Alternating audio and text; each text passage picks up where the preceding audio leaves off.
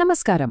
విద్యార్థుల shoe సైజుల final confirmation విషయంలో చాలామంది ప్రధానోపాధ్యాయులు కొంచెం కన్ఫ్యూజ్ అవుతున్నారు. అందుకే లీప్ యాప్లో ఈ డిజిటల్ సర్టిఫికేషన్ ప్రాసెస్ను స్టెప్ బై స్టెప్ చాలా సింపుల్గా ఎలా పూర్తి చేయాలో ఈ సెషన్లో మనం వివరంగా చూద్దాం. సరే, ముందుగా అసలు ఈ డిజిటల్ సర్టిఫికేషన్ అంటే ఏంటో సింపుల్గా అర్థం చేసుకుందాం. ఇదేదో పేరుకు చేసే పని కాదు, దీనికో పెద్ద బాధ్యత ఉంది. ఏంటంటే విద్యార్థుల పాదాల సైజులకి సంబంధించిన డేటా అంతా కరెక్ట్గా ఉంది అని ప్రధానోపాధ్యాయులుగా మనమే ఫైనల్గా కన్ఫర్మ్ చేసి దానికి పూర్తి బాధ్యత తీసుకుంటున్నామని చెప్పడమన్నమాట.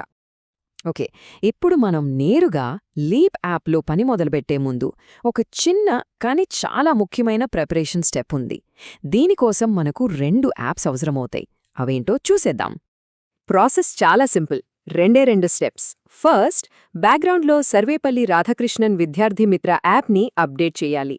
ఆ తర్వాత మనం అసలు పనిచేసే లీప్ యాప్ని ఓపెన్ చేసి లాగిన్ అవ్వాలి. అంతే. ఇక్కడ ఒక చాలా ఇంపార్టెంట్ పాయింట్ గుర్తుపెట్టుకోవాలి. అదేంటంటే ఈ సర్వేపల్లి రాధాకృష్ణన్ యాప్ని కేవలం అప్డేట్ చేస్తే సరిపోతుంది. దాన్ని ఓపెన్ చేయడం గానీ లాగిన్ అవ్వడం గానీ అస్సలు అవసరం లేదు.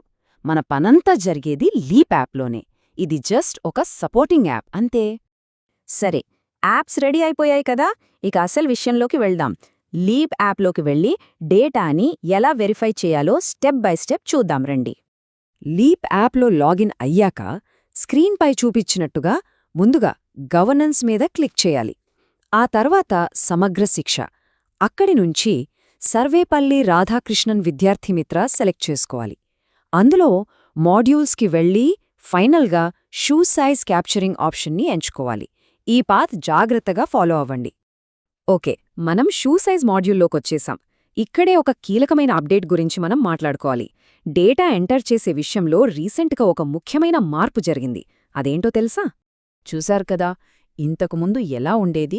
కేవలం 22 సెంటీమీటర్లు అలా రౌండ్ ఫిగర్స్ మాత్రమే ఎంటర్ చేసేవాళ్లం. కానీ ఇప్పుడు అలా కాదు, 22.5 సెంటీమీటర్లలాగా పాయింట్స్ తర్వాత కూడా నంబర్స్ ఎంటర్ చెయ్యొచ్చు. అంటే ఇప్పుడు మనం చాలా యాక్యురేట్గా పక్కా కొలతలతో డేటాని అప్డేట్ చేయొచ్చు. ఇది చాలా పెద్ద అడ్వాంటేజ్.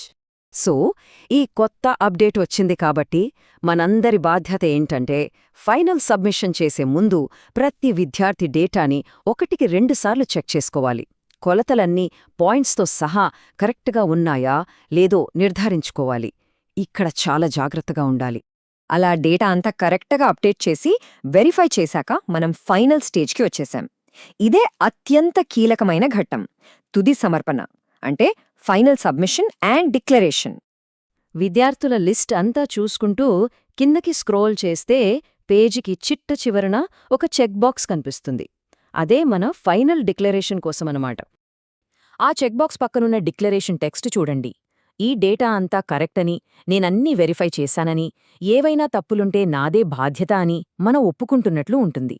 అంటే ఇది ఒక రకంగా మనమిచ్చే అధికారిక హామీ. సో ఆ చెక్ బాక్స్ టిక్ చేసే ముందు మనం ఏం కన్ఫర్మ్ చేస్తున్నామంటే 1. డేటా కరెక్ట్గా ఉంది. 2. నిజంగా విద్యార్థుల పాదాల కొలతలు తీసుకున్నాం. 3. అంతా రీవెరిఫై చేశాం. 4. ఏ తప్పు జరిగినా దానికి ప్రధానోపాధ్యాయులే పూర్తి బాధ్యత వహిస్తారని ఒప్పుకుంటున్నాం. ఇవన్నీ ఓకే అనుకున్నాకే ముందుకు వెళ్ళాలి.